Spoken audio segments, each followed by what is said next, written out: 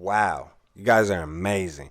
We're at number 11. We're almost done. A lot of the rest of it is just legal information, but we are almost done. We've gone through it and we are still going through some of the common interest communities and some of the disclosures. And right now we are at number 11, and that is disclosures. And again, it says within 5 calendar days of the days of acceptance, the seller shall provide the following disclosures and documents. So again, that is when we will want to ask for the seller's real property disclosures, anything that they know that has happened to the house, if there was any constructional defects, if there's a house that was built before 1978, if it had lead in it, if there's solar, if it's a smart home, if it's an open range, anything that applies to your transaction, you can click it there. If there's anything other documents that you want, then you can specify there, and that the seller will have 5 calendar days of the acceptance of this agreement to provide. So that's really important. Again, we get this document back, this SRPD, and once we do, we can be like, hey, all right, perfect. It says this happened. We need an inspection. I want that place over here thoroughly inspected, or we can get it back and be like, whoa, this has more issues than I ever thought. No, thank you. So again, just knowing times and what the subsequent things are, because they're all tied together and it can get a little confusing. So when you're with a real estate agent, it's important that he or she is on top of everything, like myself. Going into number 12, which is going to be the federal fair housing compliance and disclosures, just saying here that can't be discriminated for race, color, sex, national origin, age, gender identity, or expression, anything of that sort. Just got to be fair. Very simple. It's sad that we have to put these things in here, but they're in here, and it's great that they are, because things should be fair.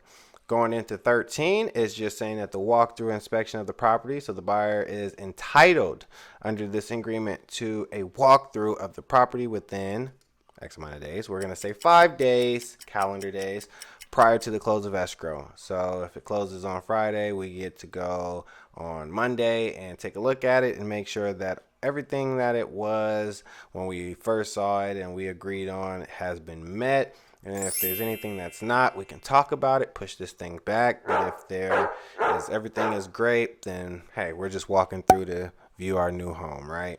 And with that being said, going into number 14 is the delivery of possession. So it's just saying that, once this is how it's going to happen and when it's going to happen. So we're going to give you all these things. It's all yours at the close of escrow. So whatever the day that we have here, which I believe is September 15th, hey, day after, day of, this thing is yours. Once this thing is recorded, we're great. This is your house.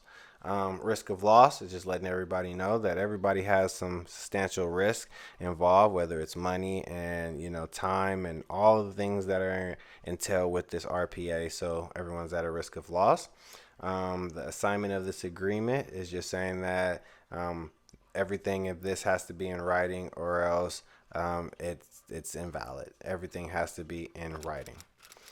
Cancellation of this agreement is just, again, letting one know that if it is properly canceled, that EMD is to be returned. But if it is an issue that one feels like they're not canceling in the correct way, of course that goes into a separate situation with mediation, and which will be the next section. But again, the great thing about it is that the escrow companies do not get involved with it. They are just there to follow instructions. So if someone has for sure defaulted and it's in plain literature and the seller or buyer can prove that, then there's a different situation. But if not, then of course, like I said, be a little sticky situation. So here we go. Default, again, very important. So just the steps taken if one defaults, buyer or seller. Usually we always like to say, let's do mediation first. Don't go to sue everybody, and that costs more money, especially if it's just a light bulb. Hey man, you just wanted a light bulb changed. I could have got that for you. We don't have to sue each other because I took the light bulb out and it was your favorite color. So very, very important for knowing when, how, and who should perform what tasks. If not, then that is going to be their liability of being at default.